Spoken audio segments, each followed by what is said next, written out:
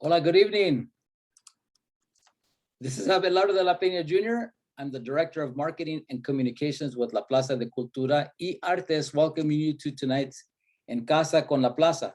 En Casa con La Plaza is our virtual programming. We've been on the air, on the Zoom, on the Facebook, on the YouTube since April of 2020. These are presentations, conversations, demonstrations, and performances from our home, in this case, my home, today to yours, or to your smartphone, your cell phone, whatever you get your content. Here we are with En Casa con La Plaza. Let's see, we took off last week for a much needed vacation, but we're back. Still a little rusty, but we're getting there.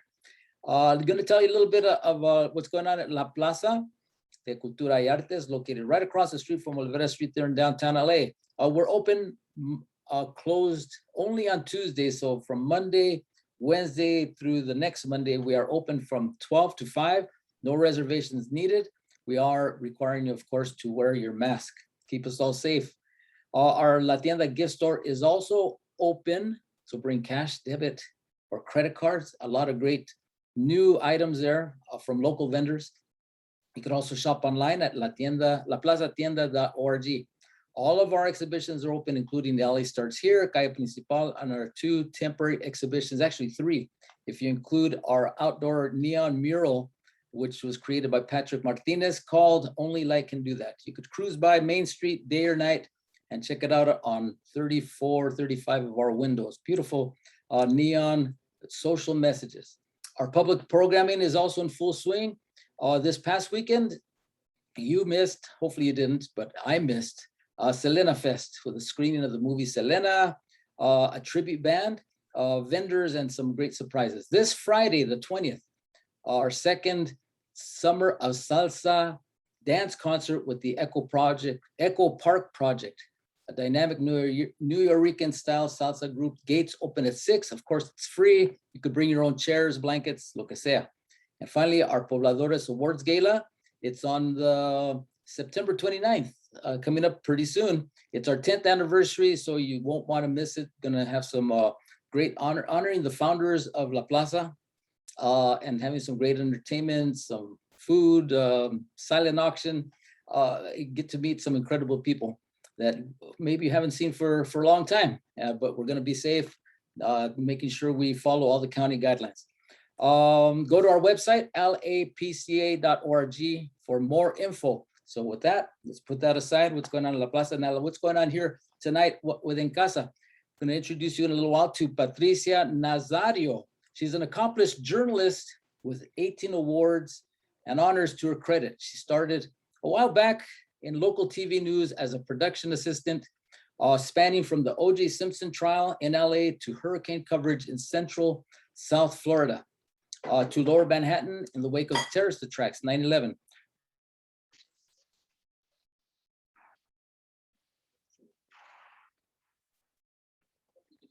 I just got a little notice your default microphone has changed. Okay. Anyway, this is Zoom and it's live.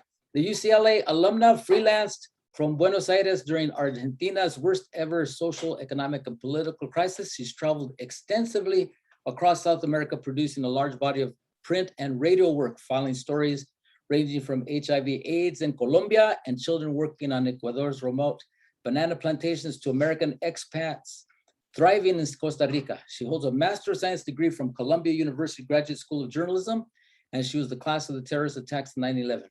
In 2010, she was on assignment for one of our local NPR affiliates, KPCC in Pasadena, when she realized that the food truck revolution was a game changer. We all know about food trucks. And so she began producing the independent documentary for theatrical release called The Backstreet to the American Dream, which we'll be discussing among other things tonight. So please join us, Patricia Nazario. Just click, there you go. Hola, Hi, how are you doing tonight? excellent. Thank you so much for having me. I'm just overjoyed for being here. Thank you. All right. Well, let's get into it. Tell us about the genesis. You were an assignment reporter here at KPCC, which is local to where I live. And one of the the two NPR stations, but the one I usually listen to. Don't tell me. But tell us about how you first became interested in this story, in this really deeply involving issue, and why you chose to do a documentary. They wanted just a day story. It was at a time where there was a turf war happening, like by LACMA, the LA County Museum of Art. And LACMA didn't want the gourmet trucks. They were mostly gourmet trucks, but there was still this pushback happening there from business owners and from some security guards taking orders from business owners. And so the idea was that there was this turf war happening by LACMA. And to me, it just spoke to deeper issues. I went to high school in Paramount. I went to Paramount High School. And so I lived in a blue collar neighborhood. And we had that mom and pop classic lonchera that parked, in the same spot, served tacos night after night for years. And I was aware, I guess, in the background that you don't really see them all around town. Like I wouldn't necessarily see that if I went to see a friend in another neighborhood, maybe a more expensive neighborhood or not a Latino neighborhood. And so I guess I brought that perspective when I saw what was happening on LACMA. That informed what I was seeing for me. And I just thought, I wonder if it has anything to do with that. I wonder if what the turf war is really about is what the legacy of what food trucks, the perception is, this roach coach, Mexican, heavily immigrant, this whole population, even though these trucks were wrapped beautifully and not necessarily serving Mexican food, maybe a fusion dish that was mixed with Mexican, but it wasn't the mom and pop type of model that I had grown up with. So that was my curiosity, and I was working full time. So I started hiring photographers to go to LACMA, like that area. We went there for days on, weeks on end. And in the film, you even see one of the security guards who's like, "What do you want already? Like you're here all the time, But that's how we started, basically covering that. And then I just kept asking questions, kept attending meetings, and it just grew from there. Sure. So the issue was that, like you say, I grew up with loncheras in my neighborhood. I grew up in the Harbor area here in LA. So they're a fact of life. There's some place that you go to. It's an alternate to, not going to a restaurant and not eating at home, but something that's available. It's relatively inexpensive, and it's usually delicious food. And around that time that you started covering this phenomena, which was the more gourmet lunch trucks, we could talk about that Korean barbecue one, for instance. Kogi. Yeah. Kogi. And then a lot of others saw the opportunity and just jumped at it. Now, do you think, in doing the interviewing, doing your research, do you think, or do you show that LACMA's response was kind of rooted on what they envisioned loncheras to be, or lunch trucks to be? We show what the activity was. I think that determination is in the hands of each viewer of the audience. People can make of it whatever they think, but for me, I just wanted to capture what was happening. It was extraordinary that security guards were acting so brazen and bullying these truck operators. And then there was a whole side issue of these security guards parking these clunker cars along the strip of Wilshire to block the food trucks. So that it would literally be like a dance in the morning to see who could get the spot first. And, if you've ever seen people playing turkey on the freeway, or chicken, they call it, where they're trying to cut each other off, it would be that essentially on Wilshire Boulevard, at whatever, when the parking time opens, I think 9 o'clock or 8 o'clock. So these guys would be out there playing chicken, the security guards in these clunker cars and these food trucks trying to park and do business for the day. And everybody, of course, had to contend with the parking patrol that would make their rounds and ticket everybody just the same. So that was extraordinary to me. And I wanted to capture that and have that. It's like isolated in time. It doesn't really matter when it happened. I think the fact that it happened speaks to the experience in cities all across this country. A lot of cities went through this initially, after Kogi became so popular and these gourmet trucks started rolling out across the country. you saw this pushback across the city, I mean, across the country. It wasn't just isolated to the LACMA area. Sure. So the initial story, it was, I'm imagining it was broadcast on KPCC. Did it also go national? No, no. And it was just a radio story. It had nothing to do with what I was doing in the background. That day, I just filed maybe like a 1-minute radio piece about the turf war on the Miracle Mile, essentially. And it was just, getting some words from business owners, operators, and some of the food truck operators, and just talking about what was happening there immediately. But no, at no point did what I was working on in the documentary, at no point was that mixed with my work at KPCC.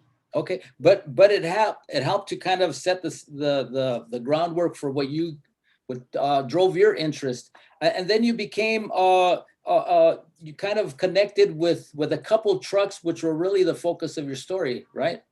Yeah, so we were very lucky to get Grillamal to be interested and curious as well early on. So you see in the film that we're with Grillamal when they're at their viewing party. So when the big announcement, so Grillamal, for people who don't know, Grillamal is the first season winner of the Great Food Truck Race, that TV show on the Food Network. And that show is still going on through COVID and everything. I think they're like on, I don't know, season 12 or maybe even 15. And it's global, it's in Spanish. In Spanish, they call it La Gran Carrera de los Food Trucks, de los Food Trucks. And so it's like a global project. And we were lucky to get them interested.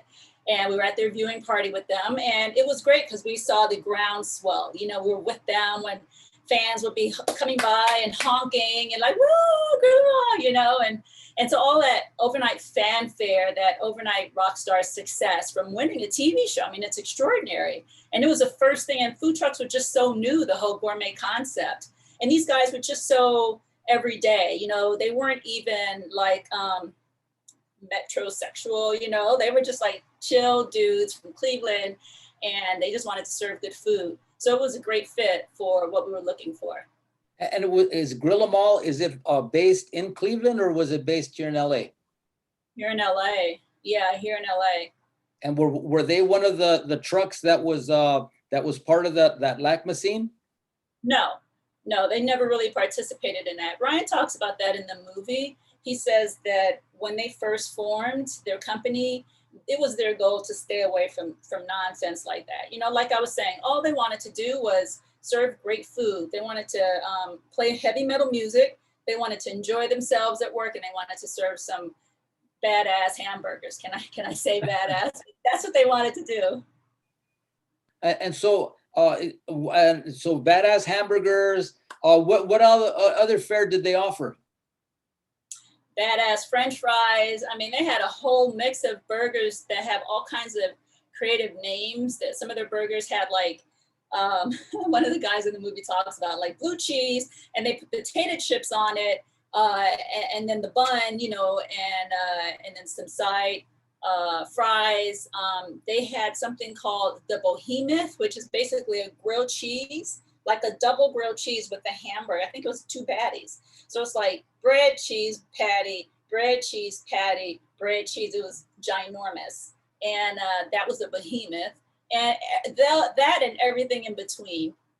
Incredible. But then you contrast it in the documentary with a more, to my mind, traditional lonchera, and tell us how you connect, what the name of it was, and how you connected with them. So the lonchera that we selected is called El Pescadito, which means little fisherman in English. So it took a while because what I wanted was someone who would give me access. And you're telling a story, you don't want to clown you when they leave the lunch truck. Like, oh, I wanted to go home with her, and I wanted to see, or him, I wanted to see what their domestic life was like. And people are like, well, who are you? And mind you, aside from all of that, this was largely a cash business. I mean, this industry was under the radar in LA for decades. And so these people, a lot of them have done very well for themselves. And so not necessarily wanting to invite a camera into their domestic life for whatever, any variety of reasons. So it took a while. I had been going to the association's meetings for years. And the association of lunch trucks, it was La Asociación de Loncheros, La Familia Unida. I have been going for years, and after a while, I think I gained the confidence of the president of the association, Alfredo Magallanes. And after a while, I had asked, I was telling him, like, you know, I'm basically coming up empty-handed. I think maybe I'm asking too much, but I know if I don't get this, I don't have a story. And he said, why don't you talk to my wife? And I was like, well, where does she, you know, so from him, I'm trying to get a sense, like, is she what I'm looking for? And I'm like, well, where does she park? What does her lonchera look like? Has it been painted? Has it been wrapped? And he was like, no, it's still the same. You know, we haven't painted it. And I don't know, since like, I don't know, 90 or the early 2000s, whatever it was. I was like, perfect. So I went to her lonchera one day, and that was it. It was like magical. Wow. And so, and where was it, or is it based? Is it still, first of all, is it still running? Is it still in operation? And what's its circuit? Well, it's still in operation, but it's that classic model like I grew up with. She just parks in one spot. There's not a circuit, you know, so she just goes to her one spot and she's there. Her only day off is Tuesday. And it's still running, it's still operational. She has brought in one of her sons, her youngest son, Junior, Alfredo Magallanes Jr.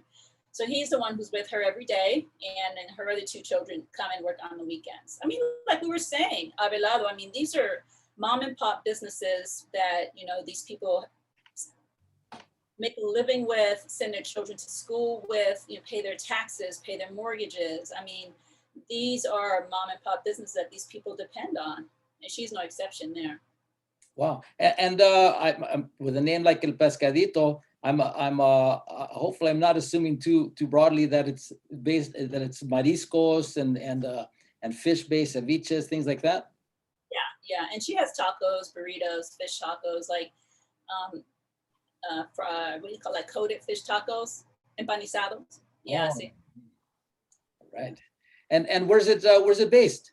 Okay, so yeah, so that question. So it's a little bit outside Huntington Park. It's like, say, South LA almost. So it's like Gage and like Compton Avenue. I don't know if you know that area, but it's heavily immigrant.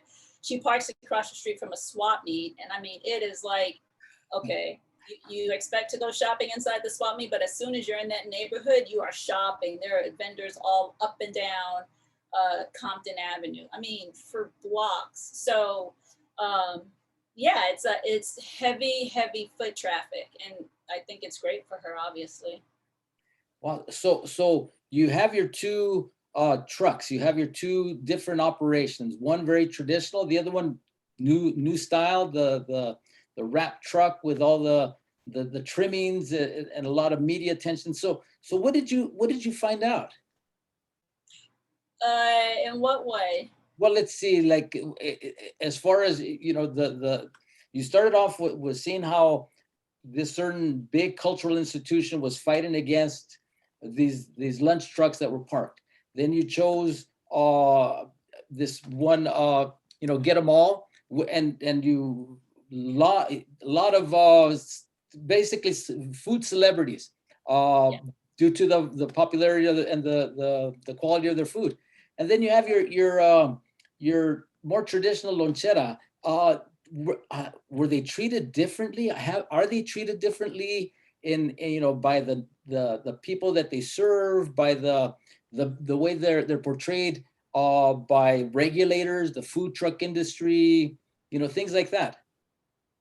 So yeah, so that's a good question. So Grill 'Em All was, because they were the first to win, there was so much fanfare around them. They got a lot of invitations, like come to our kitchen, or come to our neighborhood and come cook here. And so they were able to realize different opportunities in that way. In the film, we're with Ryan the first night, he's head chef in the kitchen.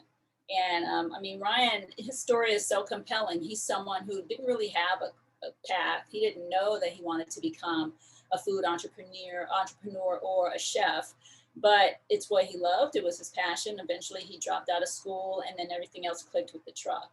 So, you see them in the end open their own brick and mortar restaurant. So that's their trajectory. With El Pescadito and Doña Guille, hasn't really had that opportunity. So the way she recounts it is, like it's an immigrant neighborhood. So the people generally who are running those buildings down there are either have like some kind of a Hispanic liaison or something like that. So they would always, she's been offered several times, hey, don't you want your customers to sit down? Why don't you rent my restaurant? And then they want, some exorbitant, I don't know, $5,000 a month, right? So in her mind, she's thinking, okay, so I have to pay for my lonchera. They pay to park them at the commissary. So she's like, okay, I have to pay the lonchera. I have to pay all of my suppliers, obviously, right? And then upkeep, maintenance, and then now $5,000 for a space. She's like, no, forget that.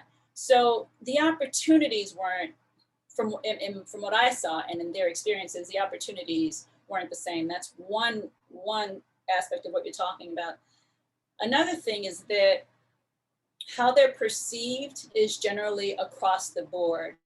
So the way we hone in on this in the film is through the Chamber of Commerce. So the Chamber of Commerce doesn't recognize food trucks as legit businesses, period. So I reached out to several. I mean, this is kind of it's a rabbit hole when you talk about chambers of commerce, because almost every city has one. And I do mean any small city will have. Huntington Park has a Chamber of Commerce. I live in Sylmar. We probably have one. I mean, we have a U.S. Chamber of Commerce. We have a Greater LA Chamber of Commerce. So I was trying to reach out and get feedback from different levels. And the only people who replied were the Greater LA Chamber of Commerce. And their reply is in the film. And she talks about, yes, that they've had food truck companies in the past that were only food trucks, because the way she initially replied to my question was, yeah, we have some companies that have food trucks, but you see, that wasn't my question, because Doña Guille is not a company with a food truck. She's not a restaurant with a food truck. That's her survival, is that food truck. So when I went back and I was like, okay, I understand that that's a business model that some companies have grown into, say, since 2010. I'm curious to know if have you ever had, or do you have any food truck only businesses? And she said, we don't currently, but we have in the past, and it was Kogi. Okay, so the big monolithic really brand that kind of started the craze here in LA, and since Chef Roy Choi, of course, the founder, the head chef, has gone national, international. He's one of your interviewees, right? Tell us what his take on this is. Well, we interviewed him at the end. I didn't want it to be about him because everything is about him. And I just really wanted to bring forward more, a more diverse story. So I wanted him to be in it, but I didn't want him to be a big part of it. I didn't want him to be a main character, I guess, put it that way. And so Bill Esparza is my street food expert. So we were very lucky to have him working with us, like telling us, which events to go to. He introduced me to several truck operators. Bill Esparza had been doing his blog, Street Gourmet LA, and he just got to know so many food operators. So I met Raul from Mariscos Jalisco, and he was already working with Bill. So there was Bill introduced me to some people, and then there were some other people where we had already crossed paths. So, but Bill was great in that way, because it was like someone else who was important and doing important work. And he's a James Beard award-winning writer too for food. And so I wanted to collaborate with people like that. So Bill and Ryan and Doña Guille. And then when we were lucky enough to run into Chef Roy at that food truck event through Bill, it was great, because he commented on this woman's tostadas, I think they were, and she serves in Ensenada. She had come up for this event, and he just talked about, the value of street food, the soul that's in street food, how it's so fresh and it's so necessary. Like, you're not offering something on the menu. It's like you believe that what you have is so good that other people have to have it, other people have to try it. Well, that's a good way to put it, because if you go to an established food truck, your regular place, what's on the menu, or what they're serving. It's right there written up. What people are buying. What they're eating around you. So that's Yeah, that's kind of like for me the nature of having a regular place that you could go. But then with so many popping up right now, or during that time, a lot of them were popping up. Was it really was it affecting places like operations like El Pescadito with all this other competition, or is it because of where they were at that has assured their longevity? I think she was afraid initially. I think they all were a little nervous, like, okay, what does this mean for us? Because these guys, by the time 2010 rolled around, a lot of these people have been in their business for 20, 30 more years. Some of them have more than one truck. A lot of them have more than one truck. And so she was like initially worried. She was like, okay, what does this mean? Am I going to have to raise my prices, or are my customers going to go away? And in the end, like, none of that happened. She's not even on social media. I mean, nothing. Like, her kids sometimes post something on Facebook, but she doesn't have a dedicated place where people can go and find her and hear reviews about her food. It doesn't exist. And she talks about having a 100% client base that's Latino. So there's that part. The other part where I think it did influence them was the introduction of the grades for food trucks. And that came around like in 2011, early 2011.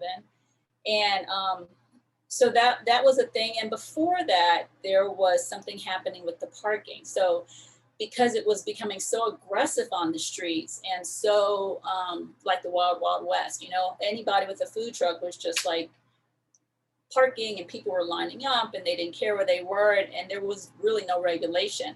So like parking enforcement was kind of at the head of that. Initially, that was just the way the city went about attacking it. Initially was like the parking enforcement, ticket, ticket, ticket. And I think that like that aggressive kind of, there are, I guess in any municipality, there are some laws that are just latent. They exist, they're on the books, but nobody really bothers with them. And maybe over time, a lawmaker can go back and say, hey, we want to let's look at that one. Let's see if we can reactivate that. That can serve us now in this situation.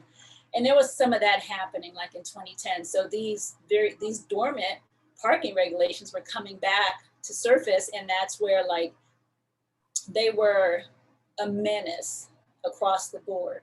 And you think about the model. The traditional side, like Doña Guille goes to that one spot. She's there at 9, 10 in the morning, and she leaves at 6 at night. So if the lawmaker decides, well, it's time to reactivate this latent parking law that minimizes street vending to 30 minutes, then all of a sudden somebody like that is put out of business. Oh yeah.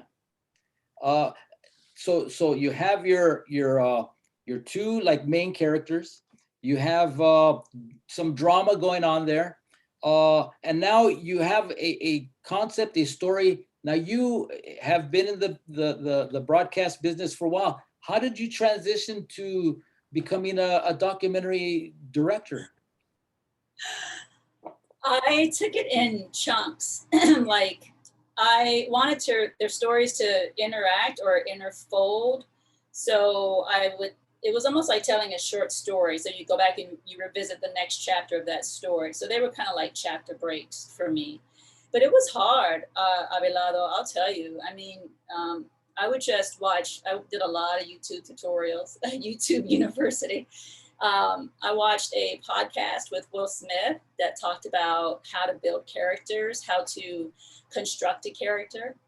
And I would watch that just over and over again and come home and write my notes and look at the interviews and stuff like that. So it was hard and that's why, so like when you see in the film where I start with her, I don't want to give too much away, but let's just say she had a very emotional separation from her child when she decided to come here. And she speaks about that in a way that is heartbreaking. And I had that tape and I decided to put it early on in her story because I thought like, that's the thing. That's what's going to resonate with so many people who have an immigrant story. It doesn't matter where you're Vietnamese, Japanese, Chinese, Puerto Rican, Mexican, Dominican, it doesn't matter. There's so many of us where somewhere in our family line, somebody left somebody behind to come here. And then they sent back for that person down the road. And so when I heard talking about that, I thought that's the thing that's going to really resonate with people. So I put that first. And I think once I made that decision, it was easier to pull her story together from there. All right. So there's that part, telling the story, but then you also have to, learn to deal with a camera person, with sound person, with editing it all together, searching, other people to interview, because you have some great people who are part of this, including, besides Chef Roy Choi and Bill, Luis Valdez, you have Sal Lopez, you have Dolores Huerta. So how did you get them to participate in this? Paying attention to the world around me, I knew that there was a part of this that was very much rooted in the Chicano experience. And I was still early on, maybe 2012, and there was going to be a birthday party for Dolores Huerta at La Plaza. And I got a press release on it. So I called and made reservations to go. It was a 2-day event. And I was able to go, and I shot it. I just shot it. I rolled to Kingdom Come on the whole thing. And when Luis Valdez had his press time, I was there, and I just like cornered him, and I just kept going about the food trucks. And it was early on. This is like during the whole popular phase. I think it's maybe 2012. And so this was during that whole time. So he spoke to the popularity of them and how he thought it was basically a take on pop culture in Mexico City, which is like this whole street food vibe. You're around people, the streets are heavily trafficked, and you can get food anywhere you go, like that kind of thing. So I think for me, it was about kind of having a concept of the themes in my film, and looking for opportunity to grab people who could speak to those themes. So Dolores Huerta, the day after the party, she was going to have she received the Presidential Medal of Freedom from Obama. So the day after, she was going to have a press conference at La Plaza. So I was there for that, and then I cornered her, and I was like, but about food trucks, tell me about food trucks. And so she, we used that tape at the beginning of the film, and I had it all those years, and I didn't really know what to do with it. And I, like a lot of this, I just learned on the fly. And once the film was done, then people are talking to me about, okay, now you have to do opening credits. I'm like, opening credits. So I start looking through my tape, and I'm thinking, well, I have this from Dolores Huerta. She's speaking directly about food trucks. So I put that up there, and, came up with like some graphic design and stuff like that. So that's how I wasn't exactly clear what I would do with that when I got it. I just knew that she was someone who could speak so definitely and authentically to the experience of these Mexican immigrants, Chicano people in LA who've gone, who've been marginalized, or at least have not necessarily been marginalized, but have maybe felt the brunt of some policies that ended up having that kind of effect on their businesses. Wow. And so you start this around 2010, 2012, you get some interviews, and when did you finally start putting it all together and for release? I started editing in earnest, I'd say around 2017. There were so many things along the way. Obviously, technology changed. So when that happened, I had to change what I was doing. So I had to, I think there's like the filmmaker side of the conversation we could have, and then there's this side, but the technical side was difficult. And I had to basically export everything from one format, from one editing system, and import everything to another. And then I had to deal with all those changes. So I think once I started doing that, I was on the new system, new editing around 2017. That's when I started putting together timelines and figuring out character hooks and things like that. And then I was lucky enough to meet my assistant editor, Jose Rodriguez, who is a UCLA film school graduate. And he was awesome. He did a lot of work with the images. Like you'll see in the film, the images have like a nice blurred effect, and there's a lot of movement. And he did a lot of that stuff. And we have a lot of images because you're telling people's personal stories. So there are a lot of images there. But yeah, little by little, I'd say 2017, I started putting it together. And so COVID was what, 2020? By 2019, I thought I was done. And then COVID happened. And I ended up, honestly, like spent the whole 2020 fine-tuning. And then I started submitting to festivals at the end of 2020. All right, and it's been accepted to, it's already shown at several festivals, right? And what's been the reaction? It hasn't shown. This is the world premiere. Well, tell us about the world premiere.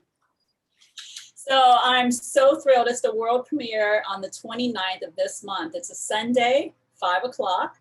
It's at the world famous Chinese Theater on Hollywood Boulevard as part of the Dances with Films Festival. So it was a great, yeah, there you go. Thank you, Abelardo. So that's their website. Each project has its own landing page like this. You can click up top right to get tickets. Tickets are $18 until the 25th. On our project, if you scroll down a little bit, Abelardo, you can watch the trailer either in English or Spanish. And then there's a little synopsis there of the project. So yeah, no, it's I feel so grateful to them. They said that it's longer than what they normally accept because it's like 91 minutes. It's longer than they normally do, but they really believed in the story and in the message, and they wanted to have it as part of their festival. Wow. And the name of the festival is Dances with Films, right? Correct. Okay. Correct. And the website is? danceswithfilms.com. And it's what we have here, Abelardo, in LA. This is their 24th year. So this is the standout. This is the go-to. This is the big kahuna when it comes to film festivals in LA. And the venue is unbeatable. And yeah, we just am so super grateful to be a part of it. Nice. Well, I don't know if you have the trailer ready, but I do on my end. Is it okay if I show it? Yeah, is that the film? Yeah, go for it. Yes, okay. I'm gonna do a little couple clicks here. Get it ready, share the screen. And here it goes. Share sound, optimize for video clip. This is all super complicated, people, but somehow we get it done here on En Casa con la Plaza. That's right. This is live TV. Here it goes.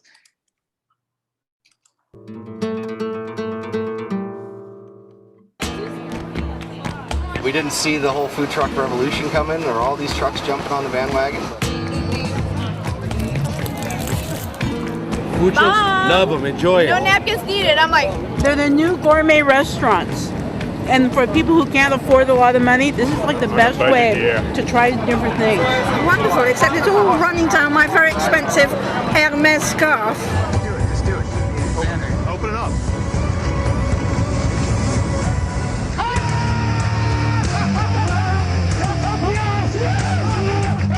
You guys have won the Great Food Truck Race. And I don't think we realized the impact television would have, and we basically parked in front of the bar at NoHo, and there was a line that went about 3 blocks down. Hola, chica. Now there are two factions of this industry. But the conundrum is these two different types of trucks don't operate in the same way. Clemente, ¿cuántos años tengo que te conozco? ¿Cuántos años? Ajá. Más. Estamos en un problema muy crucial de las cosas que se están avecinando. You really need to park right here. You know you're not supposed to sit here. Are you making bacon? Can you close your vents? The trucks that's already been out there that's run by mostly Mexicans or Latinos, I wonder how this gourmet thing has been affecting their business.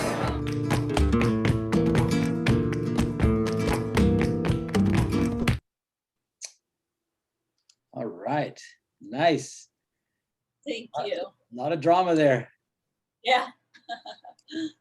All right, so you got into the festival.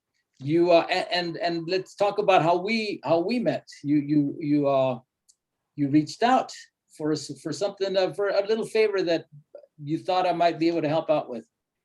Yeah, so it's been that way in pulling this together.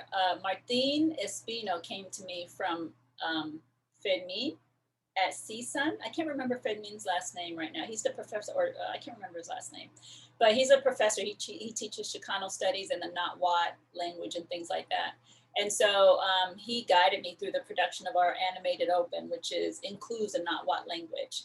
And then he led me to Martin. So fast forward, the story is done, and we're trying to get ready for this. Herrera, gracias, Fermin Herrera, yeah.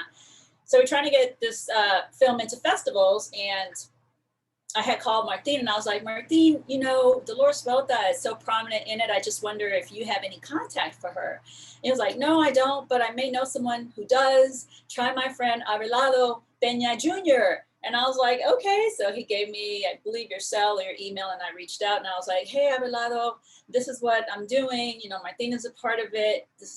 I think I sent you some links. And you were very kind. I mean, and we talked a few times. It wasn't just like a one-shot thing. I was like, it was hard to reach her, obviously. And I wasn't sure on how the way to go about it. And so I reached out to you a few times, like, Abelardo, what do you think? This is, I don't know. So thank you for being a friend to this project and for helping us make that connection. Of course. And now Dolores Huerta serves what part of the film? She's the executive producer. And so I don't want to spoil it, but just say that she's going to there's a surprise from her that will be unveiled at the world premiere. Okay. So it's more than just her name on credits.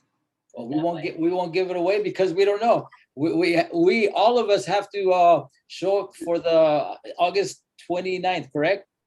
August 29th. When was the last time you were at the Chinese theater? And when will you ever see a film about the food trucks at that theater again? I mean, it's a once in a lifetime opportunity.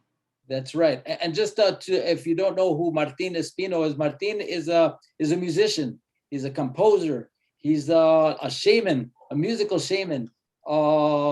He's appeared on En Casa con la Plaza. If you go to our archives, you'll see where we interviewed. We had a conversation, and he showed off a lot of his instrumentation. He plays some instruments that hark from way back in our culture.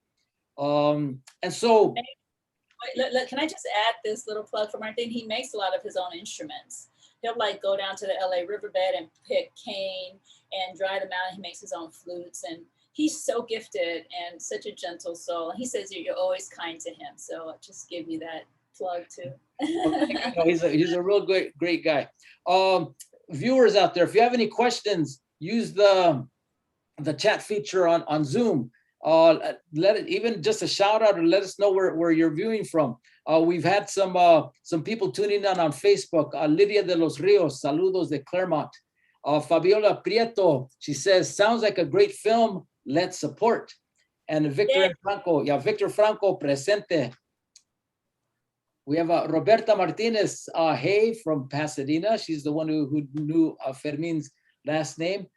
So what for you, so you have it, you're filming the can, as they say, you're ready to release it to the world. What are you feeling? Oh man, elation. We're in crunch time right now, so I'm having some issues with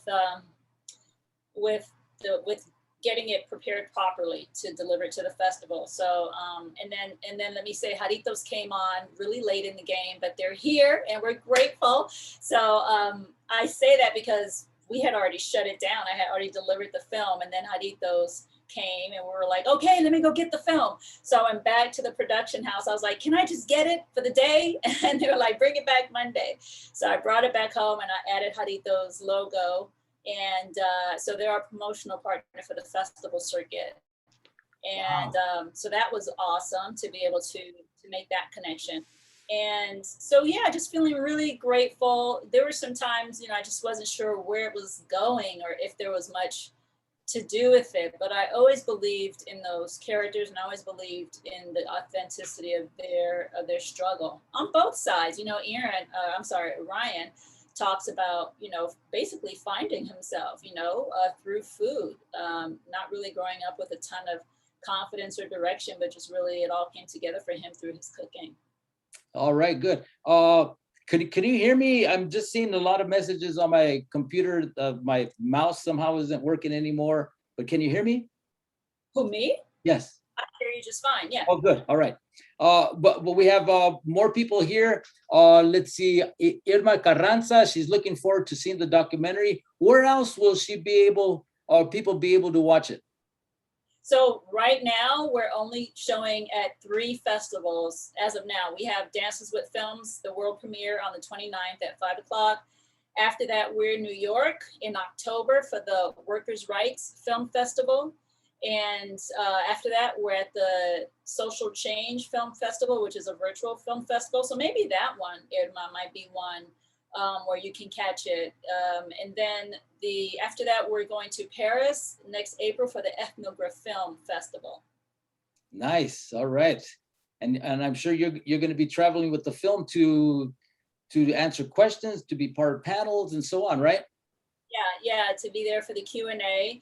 That, was my dream to have it premiere here in Los Angeles, so that way these people can be there and speak for themselves and share in the opportunity to see their stories on the big screen, after trusting me. I think that was a lot of what I came away with too from the Lonchero side, is they really trusted me to tell their story, and they gave me access to be able to do that. Oh, and yeah, I was just praying that it would be able to premiere in LA where they could come and they can be a part of that experience. well, I'm sure they're going to enjoy seeing themselves, hearing their stories being told, seeing their story being told. So thank you so much, Patricia, for joining us tonight. I'm looking forward to the film. Thank you so much for inviting me. We have a bunch of people here who are sending their saludos. Michelle Welter watching from South Florida. Congratulations to Patricia and team. Thank you. Let's see, Christina Magallanes Jones, she's looking forward to seeing the film. Fabiola Prieto, now she wants some ceviche. We're trying to get Hollywood and Highland to grant permission for a food truck event around the opening of the film. So I don't know if it'll happen, but film directors have asked, and we'll see where it goes. But it seems like the most natural thing. I think one of the themes that attracted Dolores Huerta was that, we're all human, and we all eat, and we all share conversation. And what more natural way to bring people together than over food, to share culture.